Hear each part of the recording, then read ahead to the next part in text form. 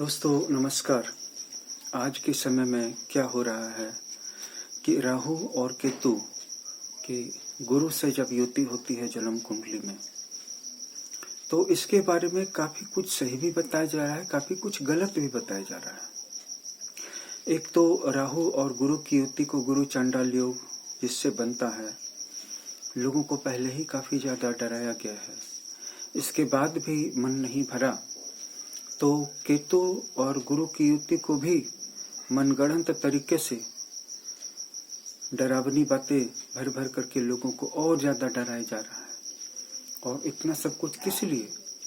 Negative बातें बताने से कोई भी पोस्ट ज्यादा पॉपुलर होता है। लोग डरते हैं और कहते हैं, अरे गुरुजी देखिए तो मेरी जन्म कुंडली में भी ऐसा, अब क्या मेरे साथ भी ऐसा होगा? और आप कोई भी बातें कह दीजिए, उसमें से दो चार बातें तो सबके जीवन में निकल जाएंगी, कभी न कभी तो हुई ही थी। तो ये गलत है, ऐसा नहीं होना चाहिए। अब हम आज केतु और गुरु यानी कि जुपिटर, इन दोनों की युति से बनने वाले योगों के बारे में कुछ चर्चा करेंगे और जानेंगे कि इनमें से जितनी भी बातें फैलाई जा रही हैं उसमें से कितनी सच हैं, कितनी गलत हैं।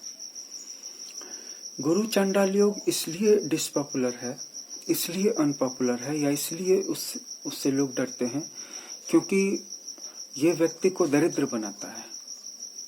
लेकिन गुरु और चांडाल की युति जो होती है वो सारे भावों में एक जैसा फल नहीं करती है।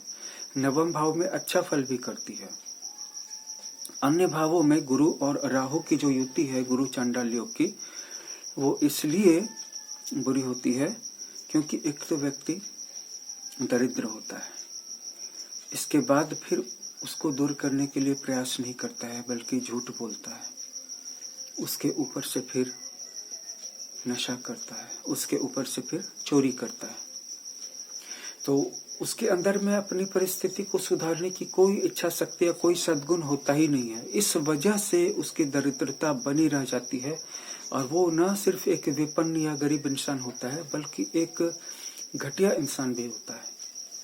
लेकिन सभी भावों में नहीं, क्योंकि अगर गुरु और राहु नवम भाव में है तो ऐसा व्यक्ति बहुत धार्मिक कार्य भी करता है, स्वाध्याय करता है और आत्मचिंतन के द्वारा अपने व्यक्तित्व, चरित्र और कर्मों को बदलने की कोशिश करता है और इससे उसका भाग्य धीरे धीरे बदलता है।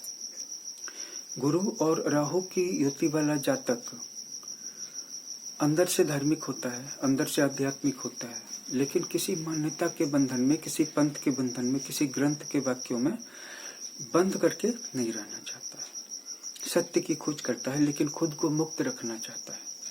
और वहीं कुछ ऐसे लोग हैं जो बिल्कुल कट्टर तरीके से किसी ग्रंथ के वाक्यों को पकड़ेंगे या अपने धर्म को, अपने मजहब को पकड़ेंगे, लेकिन गुरु और राहु वाला अंदर से सत्य को, परम सत्ता को मानेगा, उसकी खोज करने की कोशिश करेगा। लेकिन अब आप कहेंगे कि इसके चलते तुम इस नियम का कट्टरता से पालन करो, ये करो, वो करो, डर के रहो, डर के चलो, यहाँ पे 35 बार सिर झुकाओ, यहाँ पे 3:30 बजे सुबह में उठ जाओ, ठंडे पानी से 3 बार रोज नहाओ, इस ग्रंथ के वाक्यों को पढ़ो, जैसे हैं वैसे ही पढ़ो, जैसा कहा गया वैसा ही मानो। इस तरह की बातें वो नहीं करेगा।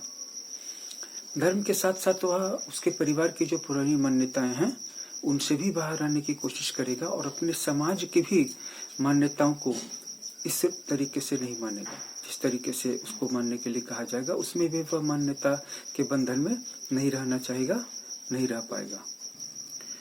अब गुरु और केतु की युति की बात कर लें तो गुरु और केतु की युति वाला जातक पहले तो किसी चीज पर विश्वास नहीं करेगा, लेकिन अगर एक बार विश्वास कर लिया तो कट्टर हो जाएगा। गुरु और राहु वाला कट्टर नहीं बनेगा, लेकिन गुरु और केतु की युति वाला जातक कट्टर बन जाएगा। इसके साथ साथ गुरु और केतु की युति वाला जातक किसी भी विश्वास को, किसी भी धार्मिक मान्यता को अपने तक ही सीमित रखेगा। लेकिन गुरु और राहु की युति वाला जातक जबरदस्ती सब पर थोपेगा कि तुम इस काम को करो, इस दान को करो, इस पंथ को मानो, इस धर्म की विधि का पालन करो, फॉलो करो, जो मैं कहता हूँ वो करो। इसके बाद गुरु और केतु की युति वाला जातक जैसे कि अपने धार्मिक विश्वास को या स्पिरिचुअल प्रैक्टिस को गोपनीय रखेगा, अंदर अंदर रखेगा, किसी को बताएगा नहीं, और एक बार एक मान्यता को पकड़ लेगा तो फिर दूसरी मान्यता की तलाश या खोजबीन करने नहीं जाएगा, जांच करने नहीं जाएगा। लेकिन गुरु और राहु वाला जातक किसी एक विधि पे, किसी एक पंथ पे, किसी एक मान्यता, चाहे वो स्पिरिचुअल हो या रिलीजियस हो, उसको पकड़ लेने के बाद भी संतुष्ट नहीं होगा। वो दूसरी मान्यताओं की भी जांच करता रहेगा कि अब इसमें क्या सच्चाई है, इसमें कोई पावर है या नहीं, इसमें कोई अर्थ है या नहीं है, कोई मीनिंगफुलनेस है या नहीं है। और जो भी बात पूछेगा, हर बात के पीछे लॉजिक मांगेगा। कौन? गुरु और राहु वाला। और गुरु और केतु वाला जातक लॉजिक नहीं मांगेगा, बस एक बार चेक करेगा, उसके बाद जीवन भर अंधभक्त रहेगा और साथ ही साथ गुप्त रखेगा। गुरु और राहु की युति वाले दरअसल वैज्ञानिक सोच वाले और भोगी होते हैं, और गुरु और केतु वाले कभी भोगी कभी योगी होते हैं, लेकिन जैसे जैसे उम्र बढ़ती है वैसे वैसे धार्मिक बनते चले जाते हैं और महान धार्मिक बनते चले जाते हैं।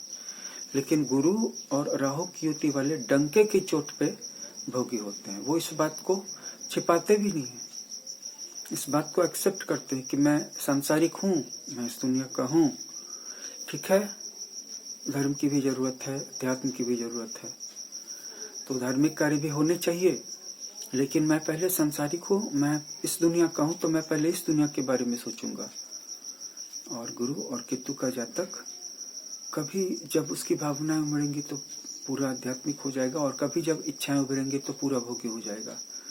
लेकिन जब उम्र बढ़ेगी तो ज्यादा संभावना यह है कि वो धार्मिक ज्यादा हो जाएगा, अर्थात अपने स्वार्थों के बंधन को ढीले कर देगा।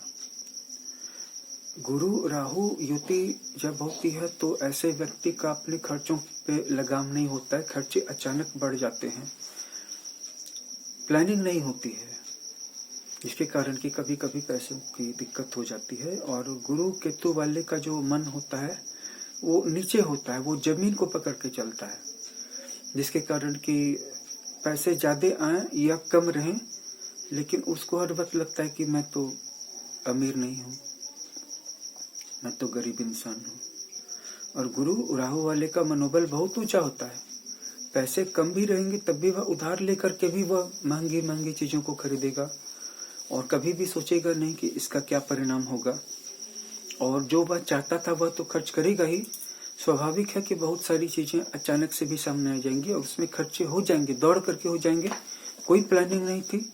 बाद में उसको पता चलेगा कि अरे इतनी सारी चीजें तो गैर जरूरी थी, फिर भी खरीद ली, किस झोंके में खरीद ली, इसकी व्याख्या वह नहीं कर पाएगा। जहां तक ज्ञान की बात है तो दोनों ही युतियों में ज्ञान की कोई कमी नहीं होती है। गुरु के साथ केतु बैठे या राहु बैठे ज्ञान बहुत होगा, लेकिन गुरु और राहु के साथ क्या होता है कि व्यक्ति की इमेजिनेशन बहुत अच्छी होती है, इंट्यूशन बहुत अच्छा होता है। इतना ही नहीं, गुरु तो योजनाकार भी बनाता है, गुरु प्लानर होता है, अच्छी प्लानिंग करने वाला बनाता है। लेकिन होता क्या है कि व्यक्ति एक्शन कम लेता है, बस योजनाएं बनाते रह जाता है, कल्पना करते रह जाता है। राहु के कारण महत्वाकांक्षी होता है ना, तो योजना कैसे नहीं बनाएगा। जो व्यक्ति महत्वाकांक्षी होगा बड़ी बड़ी योजना बनाएगा, लेकिन एक्चुअल में एक्शन उतना नहीं ले पाता है। गुरु केतु की युति वाले लोगों के घर में धार्मिक कार्य ज्यादा होते हैं। और रह गई बात फाइनेंशियल ग्रोथ की, तो ये दोनों ही युतियां राहु और केतु की धीरे धीरे ग्रोथ देती है, इसलिए आप जल्दी की उम्मीद ना करें। इस वीडियो में इतना ही। इस वीडियो को लाइक शेयर कर दें, चैनल को सब्सक्राइब कर लें। बात करने के लिए धन्यवाद।